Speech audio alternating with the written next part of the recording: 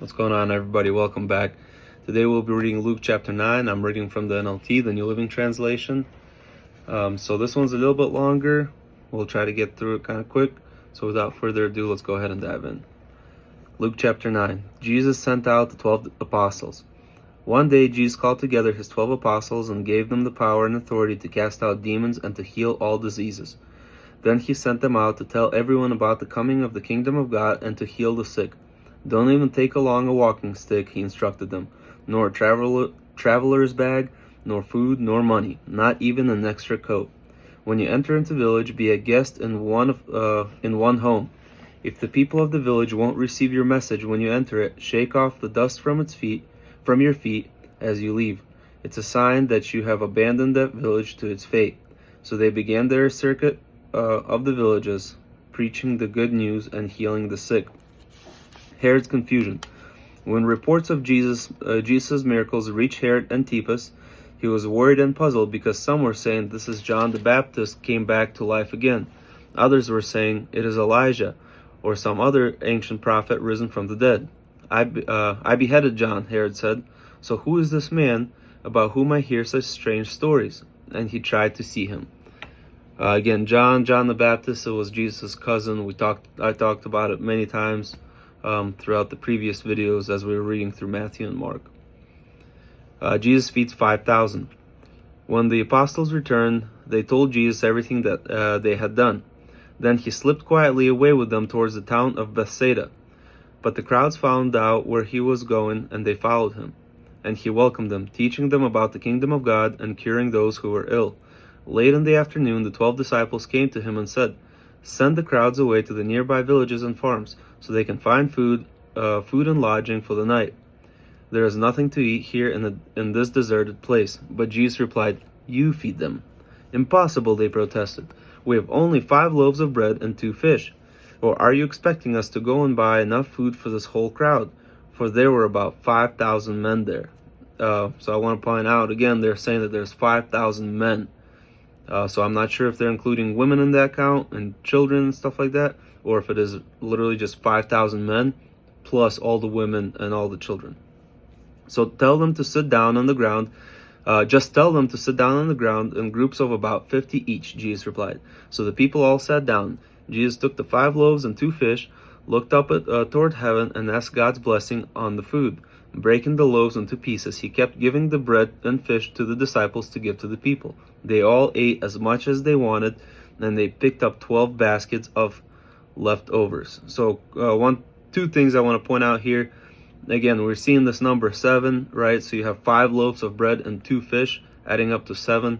We'll see whenever we read through the Old Testament, number 7. Every time there's number 7 correlated, somehow there's a divine intervention that then takes place, right? So here again we see 7 pieces of food and a divine intervention. From those 7 pieces of food, we're able to feed 5,000 men. And then what's interesting to see again is that there's 12 disciples, there's 12 tribes of Israel, right? And here we see another number 12, which is the 12 baskets of leftovers. All right, Peter's declaration about Jesus. One day as Jesus was alone praying, he came over to his disciples and asked them, "Who do people say I am?" "Well," they replied, "some say John the Baptist, some say Elijah, and others say you are one of the ancient prophets risen from the dead." Then he asked them, "Who do you say I am?" Peter replied, "You're the Messiah, sent from God." Jesus predicts his death. Jesus warned them not to tell anyone about this. "For I, the Son of Man, must suffer many terrible things," he said. "I will be rejected by the leaders, the leading priests, and the teachers of religious law. I will be killed, but 3 days later I will be raised from the dead." Then he said to the crowd, "If any of you want to be my follower, you must put aside your selfish ambition, shoulder your cross daily, and follow me. If you try to keep your life for yourself, you will lose it. But if you give up your life for me, you will find true life. And how do you benefit if you gain the whole world but lose or forfeit your own soul in the process? If a person is ashamed of me and my message, I, the Son of Man, will be ashamed of that person when I return in my glory and in the glory of the Father and the holy angels. And I assure you that some of you standing here right now will not die before you see the kingdom of God." Very, very important here, right? And I'm going to go ahead and read that again. If any of you wants to be my follower, you must put aside your selfish ambition, shoulder your cross daily, and follow me. If you try to keep your life for yourself, you will lose it. But if you give up your life for me, you will find true life. And how do you benefit if you gain the whole world, but lose or forfeit your own soul in the process? If a person is ashamed of me and my message, I, the Son of Man, will be ashamed of that person when I return in my glory and in the glory of the Father and the holy angels. And I assure you that some of you standing here right now will not die before you see the kingdom of God. Okay, so the beginning part is kind of a little bit more of a self-explanatory, right? If you want to be Jesus' followers, follow his teaching. Do not be ashamed of the message. Do not be ashamed of Jesus, so that therefore he will not be ashamed of you when he returns. There's a couple of theories. I've had this question asked before. There's a couple of theories about what he means in verse 27 when he says, "And I assure you that some of you standing here right now will not die before you see the kingdom of God." So one of the theories is that all the 12, alright, so you have Judas Iscariot, the one who betrays Jesus. He commits suicide after the fact, after he realizes what he has done. The other 10 apostles were all martyred, so they were all killed for their faith. John, they tried to kill him by boiling him alive in oil. However, he survived, escaped, and then he was exiled to an island. And John is the one that wrote the book of Revelation, the vision of what to come. So some people believe that, from my understanding, and I found online, some people are saying, or there are some websites that say John died in this year. There's other websites that say there's no record of John ever dying. And we'll kind of see something about this later on as well, about why people have the speculation that John is either still alive or God took him without ever dying, right? But that's why some people think Jesus said, "And I assure you that some of you standing here right now will not die before you see the kingdom of God." Another theory is, which seems, these are theories, okay? So another theory is that during the 1,000 years of the Dark Ages, right, that was 1,000 years of millennial reign of Jesus Christ, right? So when the temple got destroyed in 70 AD, Jesus came back a couple of years later. He defeated Satan and threw him out, and then that's why we have that 1,000 years of Dark Ages, that there's like no recorded history in a way, right? And then after that, Satan got released again, and then got put into, now we're living in that era past the 1,000 years of Jesus' reign here on earth. Again, these are all just theories, but people take this verse and kind of try to put it into those type of perspectives. I cannot say with confidence that any of those are true. The John one is a little bit more likely. However, I do think that a lot of the things that are prophesied in the Old Testament, in the book of Revelation, is currently happening, and seems like more and more of it is going to happen. So I do wholeheartedly believe that Jesus is coming back. That the fact that he already came back, I personally don't believe that. But again, people have asked me this question about this verse specifically, and then the same exact verses in the other books, right? So here's my little explanation about it. Let's continue. The Transfiguration. About 8 days later, Jesus took Peter, James, and John to a mountain to pray. And as he was praying, the appearance of his face changed, and his clothing became dazzling white. Then 2 men, Moses and Elijah, appeared and began talking with Jesus. They were glorious to see, and they were speaking of how he was about to fulfill God's plan by dying in Jerusalem. Peter and the others were very drowsy and had fallen asleep. Now they woke up and saw Jesus' glory and the 2 men standing with him. As Moses and Elijah were starting to leave, Peter, not even knowing what he was saying, blurted out, "Master, this is wonderful. We will make 3 shrines, one for you, one for Moses, and one for Elijah." But even as he was saying this, a cloud came over them, and terror gripped them as it covered them. Then a voice from the cloud said, "This is my son, my chosen one. Listen to him." Then the voice died away. Jesus was there alone. They didn't tell anyone what they had seen until long after this happened. Alright, let's continue. Jesus heals a demon-possessed boy. The next day after they had come down from the mountain, a huge crowd met Jesus.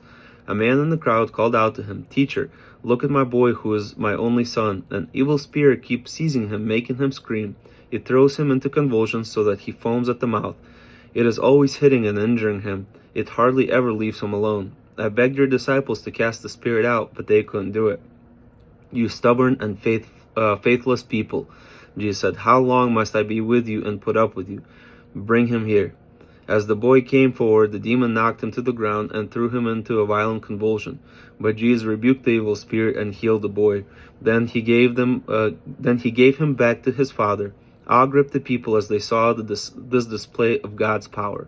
So in the other books, it mentioned that the disciples asked Jesus, "Why is it that we were not able to cast out this demon?" And Jesus replies, "Is because these specific demons, the ones that were possessing that boy, are only able to be cast out through fasting and prayer." So here again we see fasting and prayer. While everyone was marveling over the wonderful things he was doing, Jesus said to his disciples, "Listen to me and remember what I say. The Son of Man is going to be betrayed." But they didn't know what he meant. Its significance was hidden from them, so they could not understand it, as they were afraid to ask him about it. The greatest in the kingdom. Then there was an argument among them to which of them would be the greatest. But Jesus knew their thoughts, so he brought a little child to his side. Then he said to them, "Anyone who welcomes a little child like this on my behalf welcomes me. And anyone who welcomes me welcomes my Father who sent me. Whoever is the least among you is the greatest." Using the name of Jesus. John said to Jesus, "Master, we saw someone using your name to cast out demons. We tried to stop him because he isn't in our group." But Jesus said, "Don't stop him. Anyone who's not against you is for you." As the time drew near for his return to heaven, Jesus resolutely set out for Jerusalem. He sent messengers ahead to a Samaritan village to prepare for his arrival, but they were turned away. The people of the village refused to have anything to do with Jesus because he had resolved to go to Jerusalem. When James and John heard about it, they said to Jesus, "Lord, shall we order down fire from heaven to burn them up?" But Jesus turned and rebuked them, so they went on to another village. Kind of an interesting little part there. Let's continue. The cost of following Jesus. As they were walking along, someone said to Jesus, "I will follow you no matter where you go." But Jesus replied, "Foxes have dens to live in, and birds have nests, but I, the Son of Man, have no home of my own, not even a place to lay my head." He said to another person, "Come, be my disciple." The man agreed, but he said, "Lord, first let me return home and bury my father." Jesus replied, "Let those who are spiritually dead care for their own dead. Your duty is to go and preach the coming of the kingdom of God."